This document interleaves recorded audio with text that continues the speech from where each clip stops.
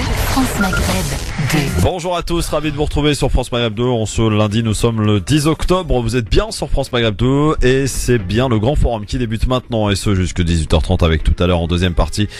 Plutôt en dernière partie, nous parlerons de foot, bien sûr, avec l'équipe de France qui joue ce soir. Nous parlerons de la télé, des programmes pour ce soir. Et puis une émission exceptionnelle. Non, il n'y aura pas d'avis tranché. Non, il n'y aura pas de coup de cœur, ni de j'aime ou j'aime pas. Mais nous allons consacrer notre émission à un humanitaire pour qui France Maghreb 2, d'ailleurs, s'est fortement mobilisé, et ce depuis le début de ce que l'on peut considérer comme une mésaventure qui lui est arrivée du côté du Bangladesh. Moussa, en effet, est bel et bien de retour, bien sûr, en France et sera avec nous sur France Maghreb 2, et vous pourrez ainsi, mesdames et mesdemoiselles, messieurs, vous qui avez suivi ce qui s'est passé le concernant, eh bien on va retracer un petit peu justement tout ce qui s'est passé le concernant, et vous pourrez lui poser toutes vos questions au 08 92 23 99 50. N'hésitez pas. Pour m'accompagner aujourd'hui, monsieur Ousmane Timéra. Comment ça va, Ousmane? Oui, bonjour, ça va très bien. Alors j'ai tenu à ce que tu sois avec moi parce que tu as été de ceux, et ils ont été quand même assez nombreux, il faut le dire, donc à se mobiliser aussi, à avoir suivi cette affaire de très près le concernant Moussa. Donc il était intéressant, je crois, que tu sois là aujourd'hui pour que tu puisses directement l'interroger puisqu'il sera notre invité d'ici une petite vingtaine de minutes donc sur France Maghreb 2. Ce sera avec grand plaisir. France Maghreb 2, France Maghreb 2. Merci d'être avec nous sur France Maghreb 2. C'est le grand forum, évidemment, avec Ousmane Timéra. On attend donc la star, on peut le dire, hein, mon cher ami Ousmane. Hein. Écoutez. Bah oui, monsieur Moussa, donc qui est revenu du Bangladesh depuis donc fin juillet début août, et donc on essaiera de retracer un petit peu son parcours avec lui. On posera la question d'ailleurs au directeur de cette radio, ce pourquoi la radio a décidé de s'engager, enfin de le suivre de manière quotidienne, puisqu'on avait consacré une chronique qui s'appelait la Minute de Moussa tous les jours, où vous aviez, vous en souvenez, Ousmane, eh bien le comment j'appelle ça, le collectif, voilà, Free Moussa, qui s'est mobilisé, qui nous donnait des nouvelles quotidiennes, donc du sort de Moussa. Donc on l'a suivi plus que jamais. Donc on souhaitait qu'il nous réserve, et c'est ce qu'il a fait d'ailleurs, sa première radio, donc interview radio, bien sûr, sur France Maghreb 2. Et c'est ce qu'il a fait d'ailleurs bien gentiment. Et il va venir dans quelques instants sur France Maghreb 2 nous donner de ses nouvelles d'abord, c'est ce qui nous intéresse, et puis retracer un petit peu son parcours, sa mésaventure qui l'a conduit quand même jusqu'en prison au fin fond du Bangladesh, parce qu'il avait ce tort peut-être de soutenir les Rohingyas, mais pas seulement. Il y avait aussi une histoire de nom visiblement, donc on essaiera de comprendre ce qui s'est passé avec lui. Juste auparavant, je voulais, parce qu'il y en a quand même quelques-uns qui se sont mobilisés. Vous vous souvenez certainement du rappeur Nekfeu qui avait, en pleine cérémonie des victoires de la musique, Ousmane, parlé et appelé à soutenir Moussa, à demander à sa libération. Et puis il y a d'autres rappeurs un peu moins connus, peut-être que vous connaissez pas, mon cher ami Ousmane, qui s'appelle Tiers-Monde, qui fait partie du collectif Dim Record, c'est la boîte de Medine, le rappeur. Tiers-Monde avait sorti carrément un titre sur Moussa, je vous propose de l'écouter. On y va, c'est parti.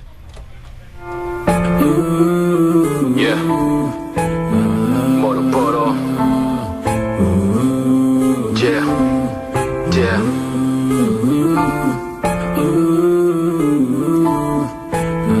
Hashtag libéré.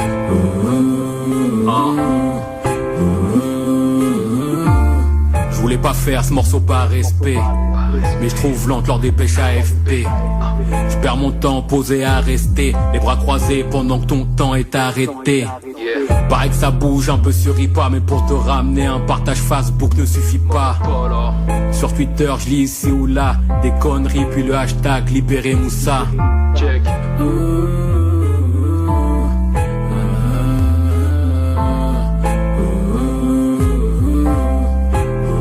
Libéré Moussa. Hashtag libéré Moussa. Yeah. Tiers-monde, Moro. Tu as le cœur qui manque au trésorier, pendant que je dormais sur mes lauriers. Dans ta geôle tu dois être terrifié. Ici on parle moins de toi que de Serge Aurier. Rendons-le à sa famille, Rendons-le à sa famille. rendons-le à sa mère, Rendons-le à sa mère. rendons-le à ses amis, tout ça. Hashtag libéré Moussa. Yeah. Hashtag libéré Moussa. Yeah. Hashtag libéré Moussa. Molo Polo.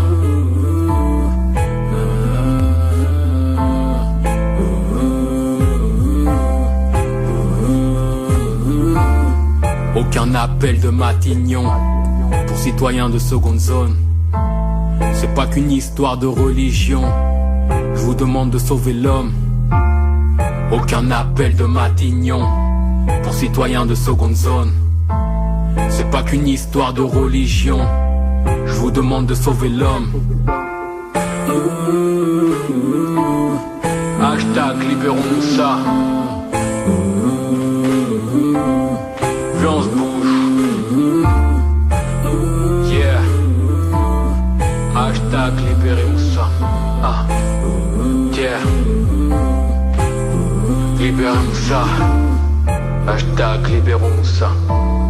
Je ne peux pas, je vais à la chicha. Hashtag libérons Moussa. Je ne peux pas, je vais à la chicha. On se bouge un peu. Big up à Ken Master. Yeah. Molo Polo. On se bouge un peu. Voilà, Tiers-Monde, c'était un titre qu'il avait fait donc pour demander, exiger la libération de Moussa, c'est plutôt pas mal, donc du collectif Dim Record de Médine, donc Ousmane, c'est vrai qu'ils ont été peu nombreux à se mobiliser pour demander la libération de Moussa.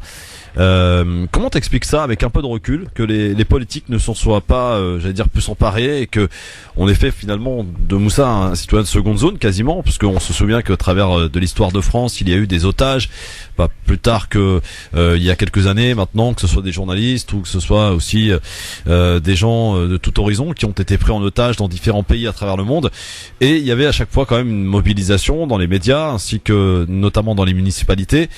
Pour ce qui est de Moussa, ça a été vraiment très timide, à part peut-être son portrait qui a été affiché dans la ville dans laquelle il réside, dans laquelle il est né aussi à Montreuil. Mais à part ça, pas une seule question à l'Assemblée nationale. Quelques députés, il faut le signaler, tels que notamment Pouria Mirchaï, mais aussi Razia Madi, mais encore Alexis Bachelet, qui se sont mobilisés, qui ont essayé de poser des questions interpellées. Mais pas plus que ça, quoi. Le Quai d'Orsay qui a fait un travail visiblement, à la fin en tout cas, efficace, mais qui a été assez timide, j'allais dire, à démarrer. C'est vrai qu'il y a eu entre Laurent Fabius et Jean-Marc Ayrault qui a pris le relais ensuite après. Voilà, il y a eu quand même cette sensation, Ousmane, que Moussa n'a pas été traité comme les autres. Oui, alors, tout d'abord, moi, il faut remercier Dieu d'abord et remercier toutes les personnes qui se sont mobilisées, parce que de la mobilisation, il y en a eu, peut-être là, non pas là où on devait s'y attendre, mais en tout cas, beaucoup de gens se sont mobilisés. Donc il faut remercier cela, et cela montre aussi que on n'a pas besoin, entre guillemets, des puissants pour faire bouger le monde. Ça c'est un premier point. Le deuxième point, effectivement, on peut, il faut aussi saluer. Je pense qu'il y a quand même eu une action diplomatique souterraine, discrète, qui a été quand même faite, puisqu'on a eu quelques témoignages, et puis la famille de Moussa nous a indiqué que le Quai d'Orsay les avait accompagnés. Cependant, il est vrai que comparé à d'autres types de prise d'otages ou de personnes qui sont coincées à l'étranger, on a eu une mobilisation moindre sur le plan médiatique et sur le plan politique, qui, à mon avis, s'explique, en tout cas pour deux raisons. La cause musulmane et islamique de l'engagement de Moussa, c'est comme ça qu'en tout cas je peux le comprendre d'une part, et d'autre part le fait que il s'appelle pas Jean-Pierre. Je suis obligé de le dire. Donc ça montre quand même le deux poids deux mesures qui règne dans ce pays quant à l'application des règles, à savoir que quand un citoyen français, quel qu'il soit, est pris en otage ou en tout cas coincé dans un pays, les autorités françaises, l'élite française en tous les cas, se doit de se mobiliser. On n'a pas eu ce type de mobilisation, c'est bien dommage. Cela montre à quel point l'égalité de tous proclamée dans notre constitution n'est pas forcément appliquée telle quelle selon que l'on soit musulman ou pas, ou noir ou pas. Mais encore une fois, c'est à nous de faire des efforts pour faire en sorte que cette égalité de principe devienne une réalité. C'est ce que nous avons tenté de faire avec Moussa, c'est ce que les différents artistes ont pu montrer, et au fond, c'est ce qui sans doute a fait que certains députés et certains hommes politiques de premier plan se sont mobilisés. Alors, quand je disais que je tenais à ce que tu sois là avec nous, parce que tu avais évidemment été de ceux à le soutenir, à en parler, je te propose de remonter quelques mois en arrière. C'était sur cette même radio, dans cette même émission, justement, mon cher Ousmane, tu en as parlé. Je te propose de réécouter ce que tu avais dit à l'époque, donc sur Moussa. C'était dans le Grand Forum sur France Maghreb 2. Tu sais qu'il y avait des journalistes français et britanniques qui étaient retenus au Burundi. Oui. Eh bien, on vient d'apprendre leur libération. Ah, donc comme quoi, bien. Quand on veut faire pression, on peut. Pendant que Moussa, lui, crève en prison au Bangladesh. Et là, on n'a pas l'impression que ça bouge beaucoup au niveau des autorités françaises. Moussa est cet humanitaire, je le rappelle, arrêté, qui est en prison donc depuis le 22 décembre dernier. Une audience avait lieu mercredi. Et le Bangladesh donc a décidé de le maintenir jusqu'à la tenue d'un procès. Ça peut prendre des mois et des mois. Notre minute Moussa, puisqu'on consacre tous les jours une minute pour prendre des nouvelles de Moussa avec son collectif, avec son frangin, qui est venu d'ailleurs cette semaine à la radio tout à l'heure à 17h pour les dernières nouvelles concernant Moussa. À suivre sur France Maghreb 2. Vos appels au 08 92 23 99. T'as suivi un petit peu cette affaire Moussa? Oui, j'ai beaucoup suivi. Effectivement. Justement, tiens, puisqu'on en parle, qu'est-ce que tu en retiens? Est-ce que tu as l'impression justement que les autorités françaises agissent dans le bon sens? Est-ce que selon toi, tout est fait pour être libéré? Est-ce qu'il n'y a pas aussi quelques parasites qui viennent se greffer, j'allais dire, sur cette affaire Moussa? Premièrement, indépendamment des opinions que l'on peut avoir sur l'obédience, la religion, la couleur de peau d'un tel et d'un tel, un Français reste un Français. Et quoi qu'il en soit, si nos responsables politiques sont fidèles à leurs paroles, on se doit de secourir nos concitoyens où qu'ils se trouvent, quels qu'ils soient. Ça, c'est un premier point. Et en l'occurrence, surtout lorsque il s'agit d'une personne innocente, d'une personne qui agit dans le sens du bien et de la solidarité. Je pense que c'est un exemple pour l'ensemble de nos concitoyens et l'ensemble des jeunes. Nous devons de le soutenir. Troisièmement, lorsque nous voyons de la part d'un certain nombre de pays, en l'occurrence ici le Bangladesh, une mascarade de justice, car encore une fois, il avait été libéré. Puis ensuite, un juge, le juge a été remplacé par un autre, et les décisions semblent venir de très très haut. Donc il y a de l'injustice flagrante, et nous devons de maintenir la pression afin que notre cher frère et concitoyen Moussa puisse être libéré. Voilà, c'est ce que tu avais déclaré en effet, Ousmane, dans cette émission du Grand Forum sur France Maghreb 2. Il est arrivé, il est avec nous. Bonjour Moussa, bienvenue, installe-toi, fais comme chez toi. Alhamdulillah. Salam alaikum, bienvenue. Wa alaikum salam wa rahmatullah. Alors, on t'a suivi évidemment de manière quotidienne dans cette émission, sur cette radio, puisqu'on avait inauguré cette chronique qui s'appelait La Minute de Moussa. Tous les jours dans cette émission du Grand Forum, on prenait de tes nouvelles. Ce fut pas très glorieux tous les jours parce que les nouvelles étaient forcément pas bonnes. On a dû attendre et encore attendre, mais avec l'acharnement, ça a fini par payer. Tu es enfin revenu ici après une aventure, j'allais dire quand même assez chaotique que tu as traversé donc depuis, j'allais dire, les fêtes de fin d'année de décembre 2014, c'est ça? 2015, pardon. 2015, oui, c'est vrai, 2015. Effectivement, au Bangladesh, donc où tu es passé par la case prison. On aura l'occasion d'y revenir. On va essayer de relater un petit peu tout ce qui s'est passé, parce qu'il s'en est passé des choses. On est peut-être passé à côté des éléments, donc on va faire ça si tu le veux bien avec toi. Mais juste auparavant, je voulais donner la parole au président fondateur de cette radio France Maghreb 2 qui a demandé à ce que se mobilise tout de suite, à mobiliser l'équipe de la radio France Maghreb 2. Te concernant, Tarek Mami, bonjour. Bonjour Christophe, bonjour à toutes, bonjour à tous, bonjour et bienvenue à toi ici, bonjour Ousmane, bonjour Moussa, et puis on est heureux de te voir physiquement, entier, ici dans les studios de France Maghreb 2 bien sûr. Tarek Mami, pourquoi France Maghreb 2 donc a décidé de s'intéresser, de consacrer du temps d'antenne à Moussa? Je me rappelle, Christophe, que vous m'avez appelé pour me dire qu'il y a une association qui vous a appelé pour vous dire qu'il y a un jeune qui est en prison en Birmanie à Bangladesh à cause donc de Rohingyas, des musulmans Burma, tout ça. Est-ce qu'on peut faire demain un petit moment pour recevoir les gens pour parler, parce que c'est pas normal, il y a des pétitions. Je vous ai dit, laissez-moi quelques minutes pour réfléchir, mais je crois qu'on va vous proposer autre chose. Je ne connais pas ce jeune. Je ne connais pas cette association à l'époque Baraka City. Je ne sais pas ce qui s'est passé, mais j'ai à la fois la prudence de vouloir savoir pourquoi et comment, parce que ce qu'on fait à l'antenne de la radio m'engage, nous engage tous. Et en même temps, je ne peux pas accepter, vu la trajectoire des uns et des autres et la mienne, d'entendre parler de quelqu'un d'innocent en prison. Mais est-il innocent? Deuxième chose, j'ai été avocat dans une autre vie, j'ai fait des études et je sais que les grands juristes, juges et avocats disent des fois mieux vaut, quand on a un doute, laisser un semi-coupable en liberté que de mettre quelqu'un de vraiment innocent en prison. Et tout en parlant, je vous ai dit, Christophe, sous toute réserve, voilà ce que je veux vous proposer, ce que je veux proposer à la radio, c'est soit on est convaincu qu'il s'agit d'être à côté, comme on l'a fait pour d'autres, et on y va, soit qu'on a un doute et on réfléchit. Dans la discussion, je dis voilà, en tout cas, ce qu'on propose. Au lieu de recevoir l'association demain pendant 2-3 minutes, faisons 1 minute tous les jours avec un jingle que Christophe diffusera tout à l'heure. C'est la minute de Moussa. Et on va s'engager en espérant, Inch'Allah, qu'on est sur le bon chemin. Mais il faut rester vigilant. Si j'ai la moindre information que ce qui nous a été vendu n'est pas vrai, on arrêtera la minute de Moussa et on présentera les excuses à tous les auditeurs, parce que nous ne souhaitons pas être ni un instrument de manipulation, ni un instrument qui est manipulé par d'autres. Et puis, dans les 24 heures, on a créé le spot.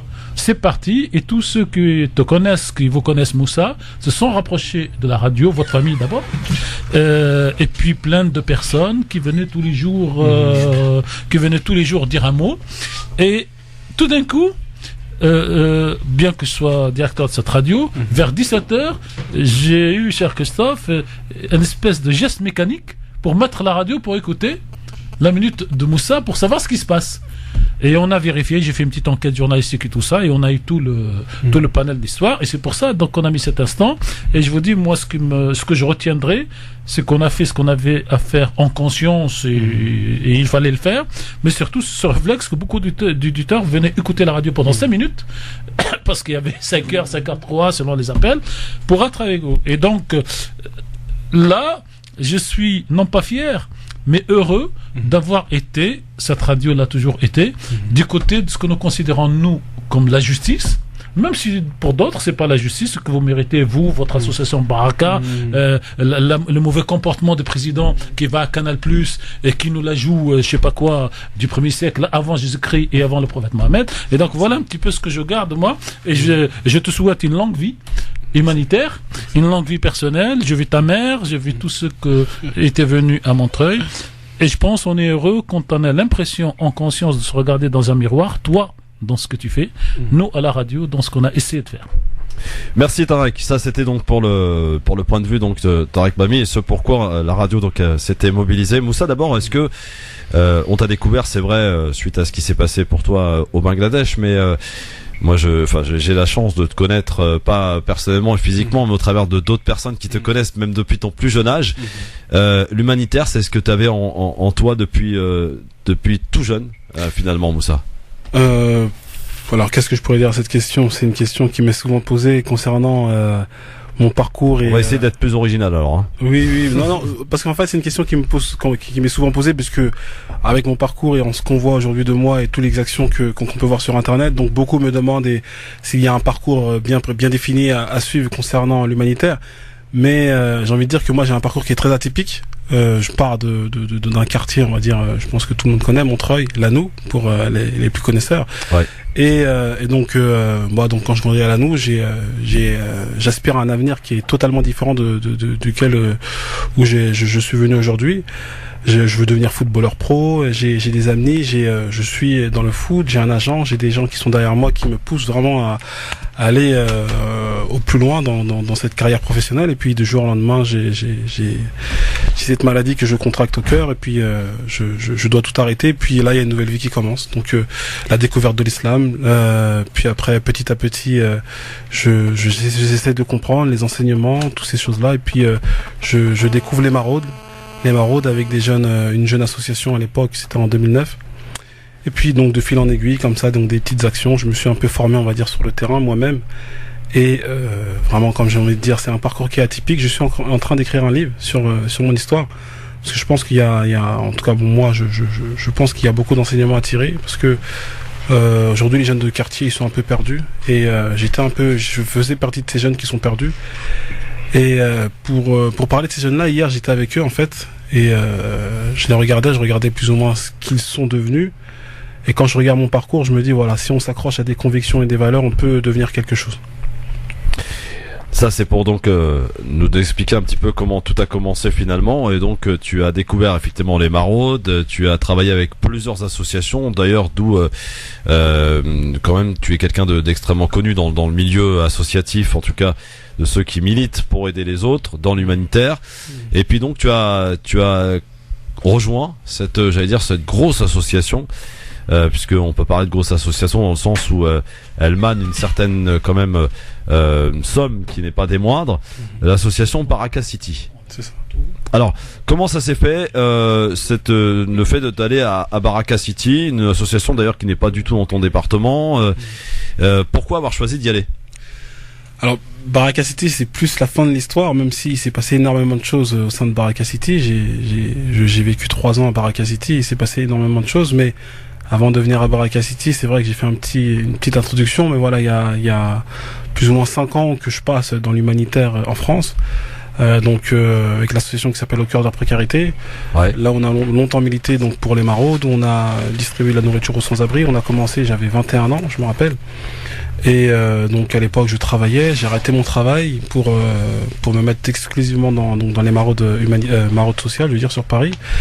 Et donc petit à petit, de jour en jour, on s'est amélioré, et c'est là vraiment que je me suis formé, et c'est là que le Moussa que vous connaissez aujourd'hui s'est construit.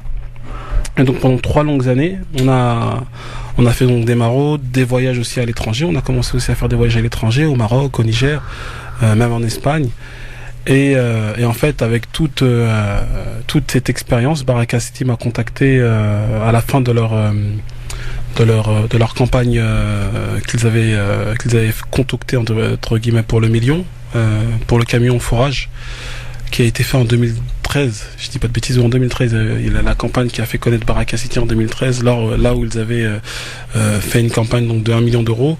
À la fin de cette campagne-là, il fallait construire une équipe, parce qu'ils étaient au début une petite équipe, et puis donc de là ils m'appellent, et quand ils me contactent, moi je suis un peu surpris, parce que je sors donc de mon petit monde, de mes petites maraudes, c'est tout petit, on voyait comme tout le monde, on regardait Baraka City en grand.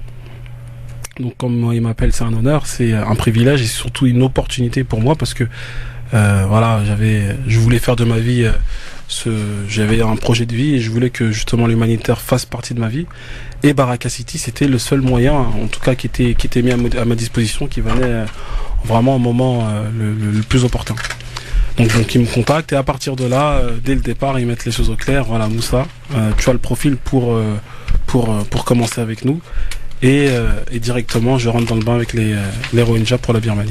Directement les Rohingyas. Alors justement, avant de parler de ton aventure, de ta mésaventure du côté du Bangladesh, on va marquer une petite pause pub pour revenir dans un instant. Il y a aussi les auditeurs qui souhaitent te parler, te poser leurs questions au 08 92 23 99 50. On va parler de la situation des Rohingyas parce qu'on n'en parle jamais. On va profiter de ta présence parce que toi tu les connais bien, tu as été les visiter à plusieurs reprises en Birmanie. Mais en un mot, Moussa, est-ce que c'est parce que tu as soutenu ces Rohingyas que tu as connu cette mésaventure au Bangladesh, ou c'est tout autre chose? Alors j'ai envie de dire, c'est plusieurs éléments qui ont fait que j'ai connu. Alors j'aime pas dire mes aventures.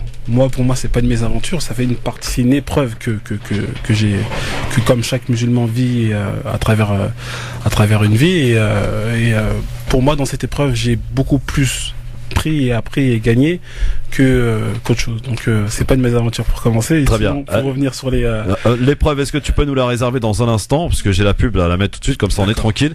Et puis on va parler donc des Rohingyas et puis surtout de ce qui s'est passé de cette épreuve donc que tu as connue au Bangladesh, qui a quand même duré 6 mois. 7 mois. 7 longs mois, parce que ça a dû être long quand même. Tout dépend comment on prend le temps. Enfin, les premiers mois, en tout cas en prison, ont dû être assez compliqués. Le premier mois était très long. Ouais. Et ensuite, après, tu as su te rendre utile, puisque on va aussi en parler. Tu as créé quelque chose, profiter, j'allais dire, de ce qui t'était réservé pour créer quelque chose directement sur place en Birmanie. À tout de suite sur France Maghreb 2 avec Moussa et Ousmane Timérin et vous, chers amis auditeurs.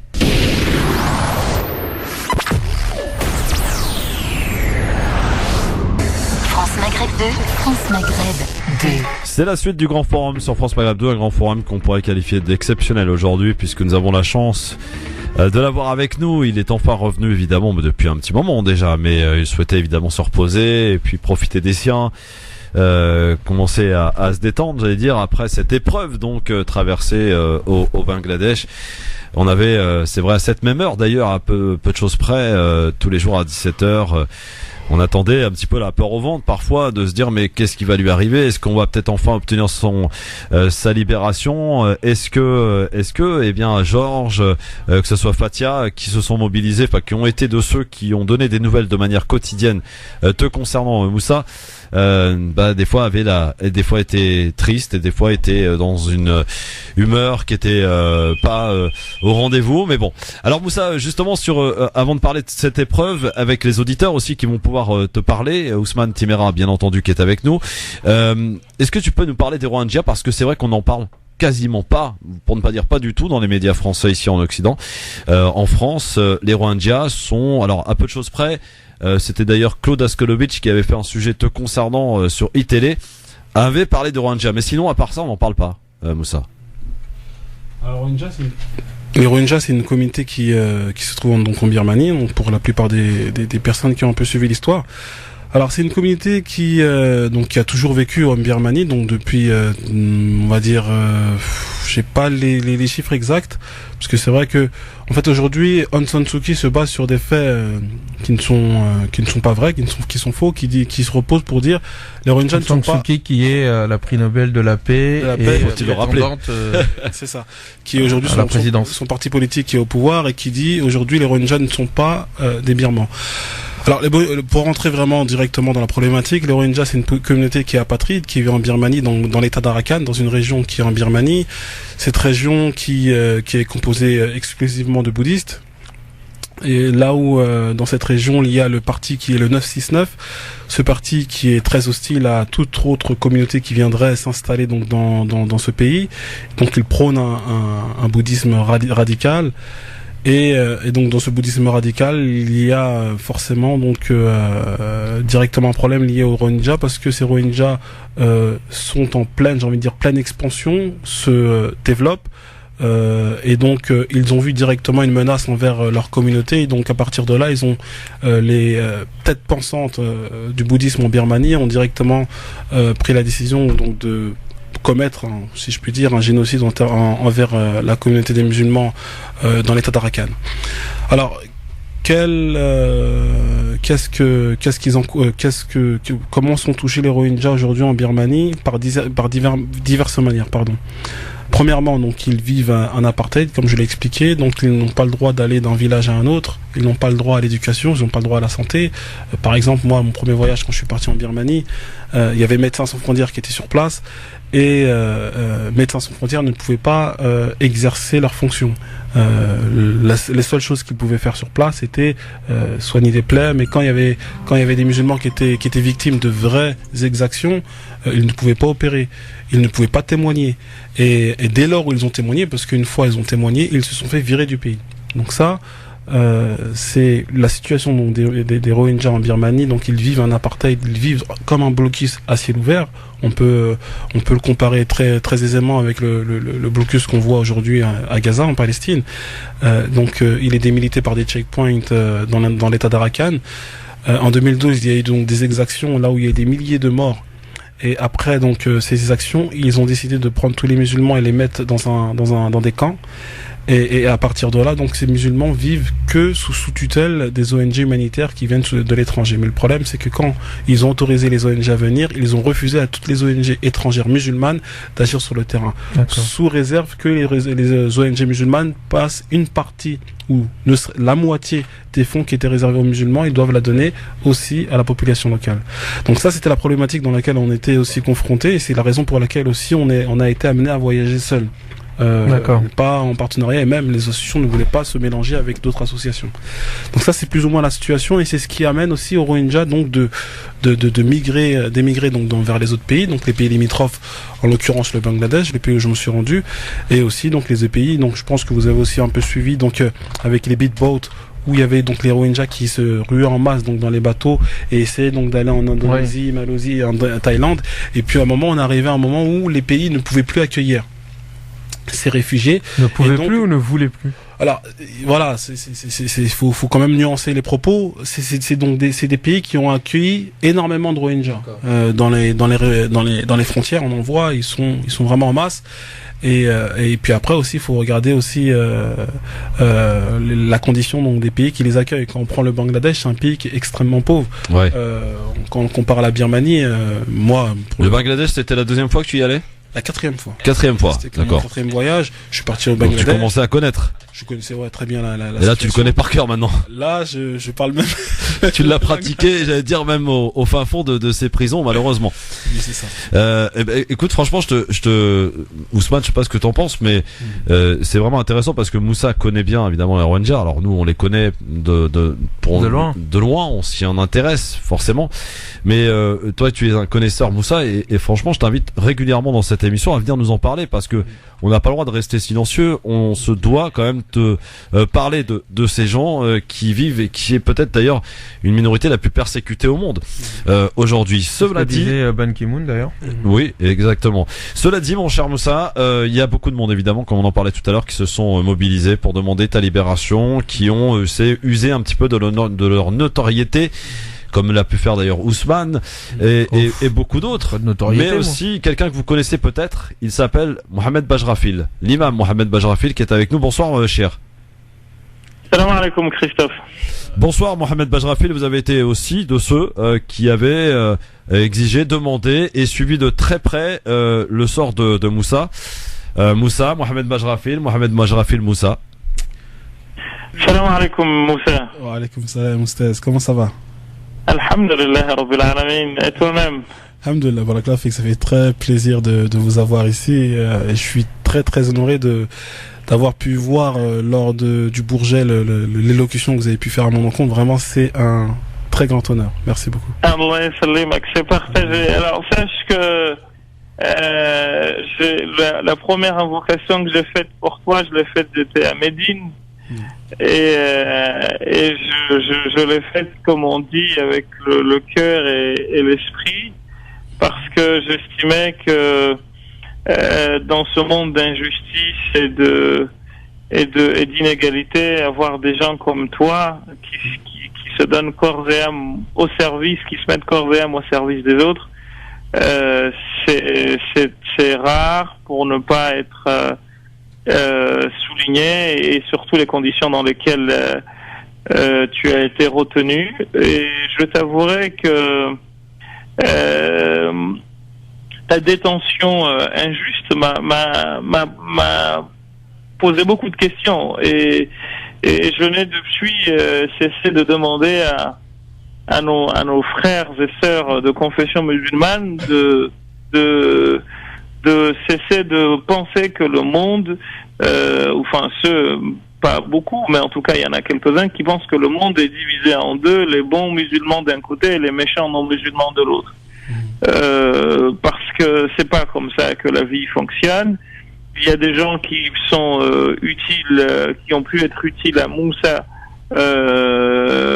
qui lui ont donné de leur temps, de leur amour, de leur argent, de tout ce dont ils disposaient, qui n'étaient pas musulmans, alors que moi, par exemple, j'ai pas pu faire grand chose pour Moussa. Et l'exemple que j'avais donné, c'était justement le cas que vous venez de citer, celui du Bangladesh, qui, faut-il le rappeler, est la 3e plus grande nation musulmane au monde en termes de nombre d'habitants. Parce que, en fait, cette donnée-là, les gens ne l'avaient pas. Certains pensaient que tu étais emprisonné et par un État non musulman, étant donné qu'on est dans la dichotomie du méchant musulman, du méchant non musulman que l'on oppose aux gentils musulmans. Donc j'ai dû écrire un post dans ce sens pour dire que, en fait, la question de Moussa, elle en pose 4, celle de la situation. La première question, c'est qui est Moussa? Donc un humanitaire, deuxième musulman.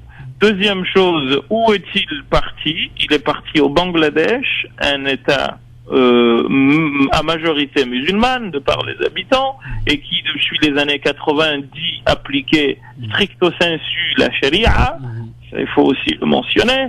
Troisième question que ta détention posait, c'est qu'est-ce qu'il est parti faire là-bas? Il est parti aider la minorité, comme vous venez de le dire, la plus persécutée au monde, et selon les déclarations des Nations Unies. Quatrième question que posait ta détention, c'est à qui demandait-on ta libération? On l'a demandé au gouvernement français. Et à partir de là, moi j'ai donné ma réponse à moi, c'est qu'aujourd'hui on n'est plus une personne appartenant à une case, mais on est multicasquette. Moussa, il est musulman, il est africain d'origine, il est français de nationalité et il est humanitaire de profession. On ne peut pas enlever quoi que ce soit à ce que tu es, n'en déplaise à ceux qui parlent de gauloiserie ici et là. Donc tu es ce que tu es. Et n'en déplaise également à ceux qui pensent, encore une fois, qu'il y aurait les musulmans d'un côté et les non-musulmans de l'autre. Voilà, en fait, l'exemple de l'homme du 21e siècle que nous le voyions ou non, nous sommes devenus. Et c'est sincèrement au titre de cela que j'avais interpellé certains de nos frères en leur disant, vous voyez, encore une fois, que la vie, elle est complexe, il n'y a pas de musulmanie. Ceux qui pensent qu'un jour on va rentrer dans un chez nous, dans un chez nous idéalisé et imaginaire, en fait, en Moussa, ils ont le contre-exemple parfait. Et au fond, moi, je militais pour que les gens comprennent que quand on exigeait du Premier ministre ou du gouvernement ta libération, c'est d'abord et avant tout en tant que Français, parce que autrement les musulmans emprisonnés dans le monde, ne serait-ce que dans ce pays qui s'appelle le Bangladesh de manière injuste, il y en a des millions. Et c'est pas pour autant que nous nous mobilisons, parce que même si nous nous mobilisons, nous n'aurions pas eu l'écoute, n'est-ce pas, du gouvernement tel que nous l'attendions. Et en fait, j'ai beaucoup souffert en te sachant dans cette situation, mais j'ai aussi beaucoup ri en te sachant libéré. Alors sache qu'il y a eu une fausse joie. La première. Ah oui, on va y revenir dans un instant. Ouais. À l'annoncer, et finalement on nous a dit que c'était une joie une fausse joie, parce qu'en fait tu n'étais pas entièrement libéré, mais la seconde a été la bonne. Et je te dis sincèrement tout mon soutien, tout mon amour et toutes mes pensées continueront à aller à ton endroit, et surtout que j'ai appris que tu continues le combat qui t'anime, et tu sais, le prophète sallallahu alayhi wa sallam, et ça c'est à moi d'abord que je l'adresse avant de le dire à ceux qui nous écoutent. Le prophète sallallahu alayhi wa sallam définissait la joie, la vie de l'homme, et il a dit dans un hadith magnifique, Man asbaha mu'afiyan fi badanihi, celui qui se réveille avec la santé, aminan fi sirbihi, qui jouit de sécurité, de la sécurité,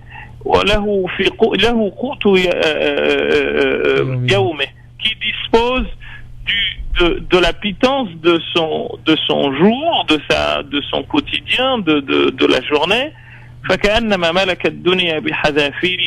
C'est comme s'il disposait de ce monde dans toutes ses largesses. Ce qui veut dire encore une fois qu'il ne faut pas grand-chose en fait pour être à la disposition des autres, pour se mettre à la disposition des autres.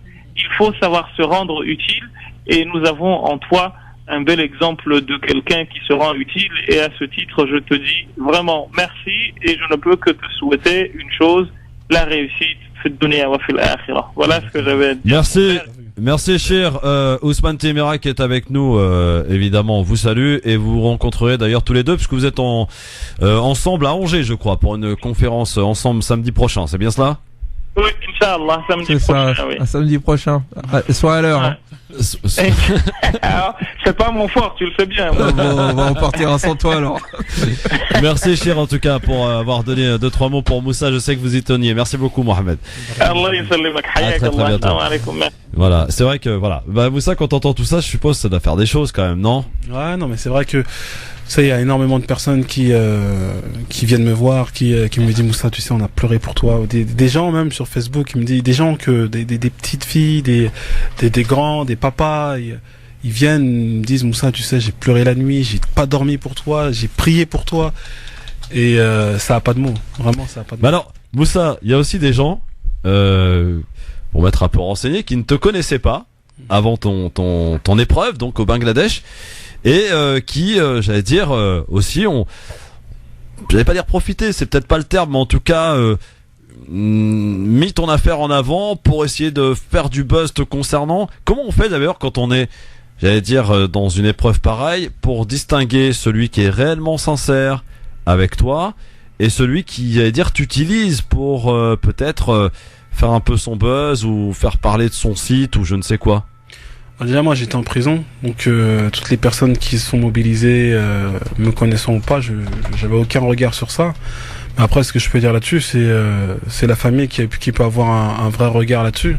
Moi personnellement, vu que une fois que je suis sorti, j'ai pu tout remettre dans l'ordre, mais sinon quand il y a un buzz comme ça, on peut jamais réellement sonder qui est sincère ou pas. Hein. Les sincères, ouais.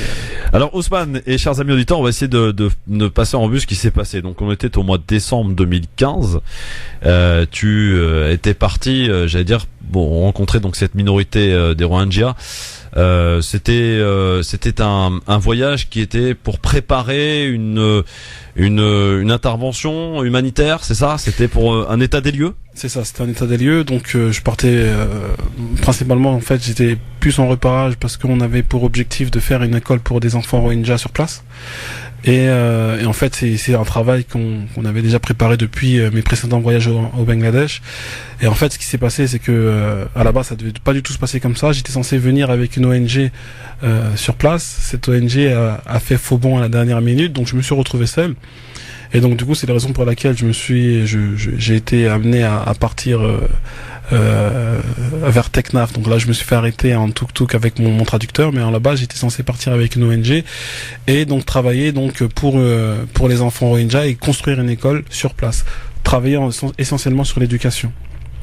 Parce que nous aujourd'hui, le constat qu'on avait fait donc des précédents voyages, c'est que certes il y a un besoin qui est réel, mais on voulait vraiment partir sur le développement durable avec cette communauté. Et on a vu qu'il y avait, en tout cas, le constat qui était alarmant qu'on avait fait, c'était qu'aujourd'hui il y avait aucune éducation, qu'ils ne peuvent pas aller à l'école au Bangladesh. Donc on voulait développer ce volet-là. Et ensuite donc tu te fais arrêter donc avec ton traducteur. Voilà. Alors, ce qui se passe, c'est que donc j'arrive sur place, donc je visite 5 écoles. Bon, c'est très, faut que je raconte vraiment quelques détails pour que les gens puissent comprendre. C'est que quand je vais visiter ces écoles-là, avant de visiter ces écoles, l'école nous appelle pour savoir qui viennent les visiter. Donc là, moi, je me présente sous le nom de Moussa Ibn Yacoub. Et donc ça fait que quand je vais visiter ces 5 écoles, ils vont me donner une feuille avec des doléances, avec les besoins de l'école. Et donc les 5 écoles me remettent ce papier-là.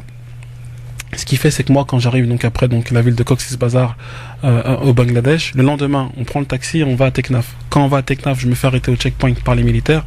Les militaires procèdent. Alors, sur place, ce qui se passe directement, c'est qu'ils me fouillent, ils prennent mon portefeuille. Ce qu'il faut savoir, c'est que ça m'est jamais arrivé auparavant d'être fouillé par la police ou militaire. Et là, la première fois, donc je vois des militaires fouillent mes affaires, fouillent mes papiers, me fouillent aussi. Ils découvrent sur moi donc des billets d'une monnaie locale étrangère.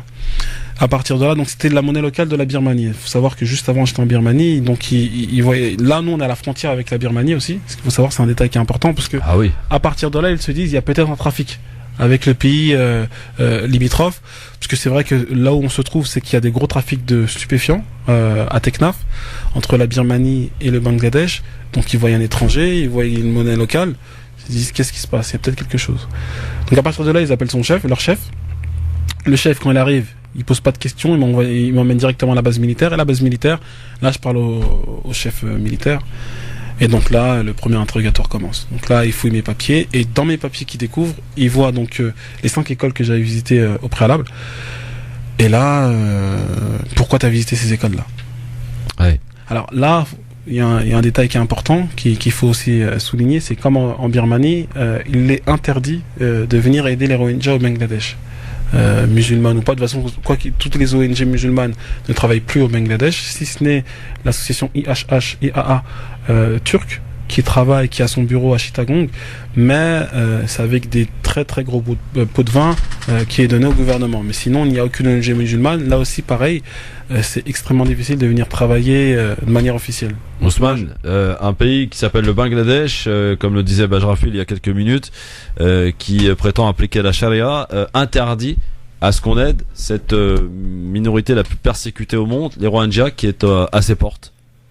Ça montre à quel point la notion d'État islamique en fonction de la religion de la population est incongrue. Si on devait juger et jauger la plupart des pays musulmans quant à leur application de la justice à l'aune de ce que dit la charia, aucun pays musulman aujourd'hui n'applique réellement la charia. Et donc aucun pays musulman n'est véritablement musulman si on prend le critère de la loi. Donc ça en dit long sur ce qui se passe. Et effectivement, l'islam, c'est d'abord des principes. Quiconque adhère à ces principes adhère à la communauté.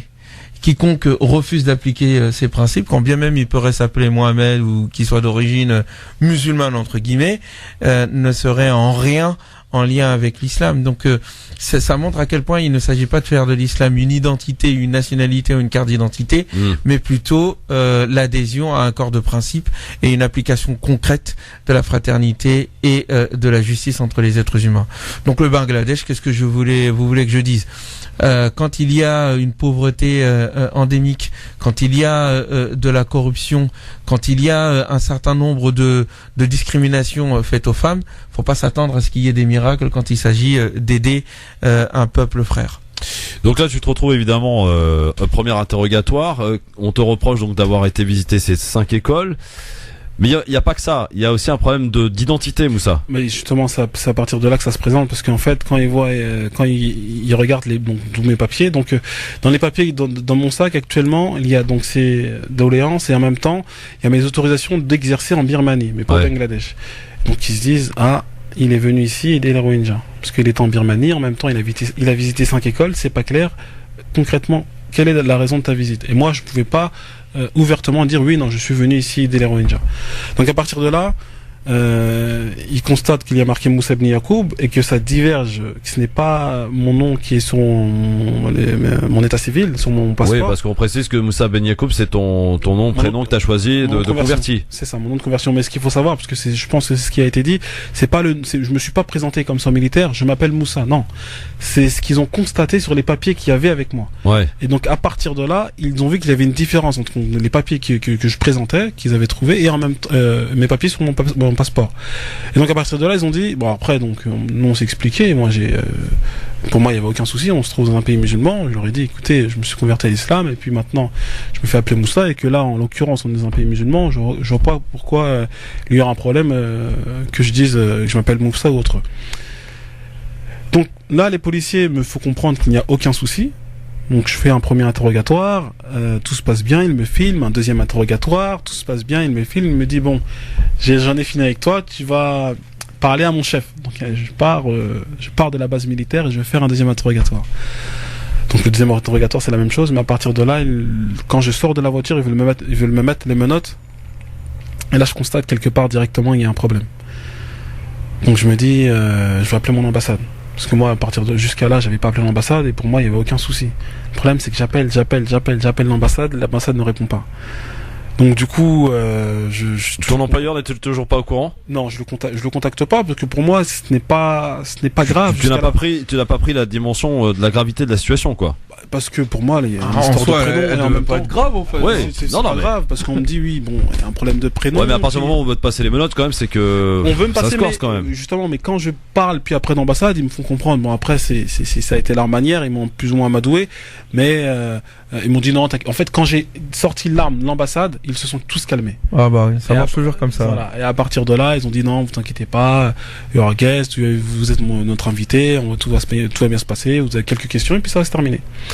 Ce qui se passe, donc pareil, donc à partir de là, donc les mêmes interrogatoires, les mêmes questions, j'y réponds, mais je sens qu'il y a un problème avec l'association Barakesti. Donc là, ils disent Barakesti, voilà, qu'est-ce que c'est cette association, qu'est-ce que vous faites, quel est votre rôle, qu'est-ce que fait Barakesti dans le monde. Donc moi, je m'explique très clairement, sans tergiverser. Et puis, mais je comprends qu'il y a un problème, que ça pose problème, mais on va pas plus loin. Donc on était passé de l'épisode d'un problème d'identité à un problème de fait d'avoir été visiter 5 écoles à un problème concernant ton employeur. Voilà, mais sans pour autant entrer dans les détails, oui. Sans pour autant aussi me le dire. Mais c'est moi qui reçois, c'est plus un ressenti qu'une chose qui est clairement dite. Et puis d'accord, après ce qui se passe, c'est que j'étais toujours avec mon traducteur, Imam, qui était avec moi, qui m'a accompagné jusqu'à la fin, jusqu'en prison. Ce qui se passe, c'est que ils arrivent à mais à retirer de l'argent. C'était plus ou moins une centaine d'euros à mon traducteur. Et dès qu'ils ont récupéré cet argent, ils nous laissent partir. Donc là, ils nous renvoient à la base militaire. Donc là, moi, ce qu'il faut savoir, c'est que je me fais arrêter les 8h30 du matin. Je passe tous ces interrogatoires-là. Donc là, je repars à la base militaire à 8h du soir. Donc 12 heures plus tard. Plus de 12 heures. De 8h du matin à 8h du soir. Oh, oui, c'est ça. 12 heures, ouais, c'est ça. Et ce qui se passe, c'est que il me dit voilà, maintenant tu vas passer un dernier interrogatoire et puis après cet interrogatoire c'est fini, tu rentres à la maison. Sauf que ça s'est pas vraiment passé comme ça. C'est ce qu'on va voir dans un instant, si tu le veux bien, juste après la pause, avec les auditeurs aussi qui attendent et qui souhaitent te poser des questions. On va essayer de ne pas raconter évidemment tous les détails parce que sinon on n'aurait pas assez de l'émission pour le faire. Mais pour histoire que les gens comprennent ce qui s'est passé du début à la fin, d'essayer de parler des détails importants qui ont fait que cette affaire quand même a pris une telle ampleur. À tout de suite. Le grand forum sur France Maghreb 2 avec Moussa évidemment qui est avec nous et avec qui on essaie de relater un petit peu cette épreuve traversée dont on s'est fait écho donc sur France Maghreb 2 au Bangladesh. Moussa, donc on en était arrivé donc du côté du Bangladesh avec ces interrogatoires, donc plusieurs interrogatoires et là on te fait comprendre que finalement ça va se passer et on te renvoie donc vers le camp militaire pour te dire que ça c'est bientôt fini, sauf que ça s'est pas passé comme ça, Moussa. C'est ça, voilà. Je vais essayer d'être très bref pour pas trop perdre de temps et pour que les gens puissent comprendre dans les grandes lignes ce qui m'est arrivé. Donc du coup, j'arrive, je reviens à la base militaire et là c'est plutôt les services secrets qui m'accueillent, qui me fait passer. Service secret du Bangladesh. Du Bangladesh, voilà. Donc là c'est un stade au-dessus, c'est des personnes qui parlent un anglais très soigné avec des questions très précises et donc directement ils en viennent au fait sur la question des Rohingyas. Donc clairement et très clairement ils me disent voilà, le problème c'est les Rohingyas, tu es venu aider les Rohingyas et ces écoles-là, pourquoi? Donc là c'est vraiment très clair. À partir de là, moi je fais une rupture de dialogue avec ces personnes-là et donc l'interview se termine. L'interrogatoire se termine, pardon. Et donc là, c'est compliqué parce que il y a les militaires qui me disent bon, c'est bon, tu peux partir. Et donc, mais le problème, c'est qu'il est 23h. Il est 23h, moi j'ai mon sac, je suis à Teknaf. Mon hôtel, la Coque Bazar, il y a 3 heures de route, on est dans la forêt. Et ils me disent tu peux pas rentrer, c'est pas possible. Donc tu dois rester avec nous. Moi je leur dis écoutez, je reste pas avec vous. Et donc là, en fait, ils avaient déjà pris leur décision de m'arrêter, mais ils savaient pas comment me faire et ils savaient pas comment le dire. Ouais. Et il me dit ouais maintenant écoute tu vas rester en sécurité avec nous, tu restes avec nous et puis le lendemain tu pars. Je dis non moi je pars, je rentre, c'est bon, j'ai passé la journée avec vous, c'est bon, je suis fatigué, je rentre chez moi. Il me dit si tu rentres pas avec nous je t'arrête. Je dis mais attendez, je comprends pas. Vous m'avez dit que c'était terminé, que je pouvais rentrer, là maintenant vous me parlez de m'arrêter.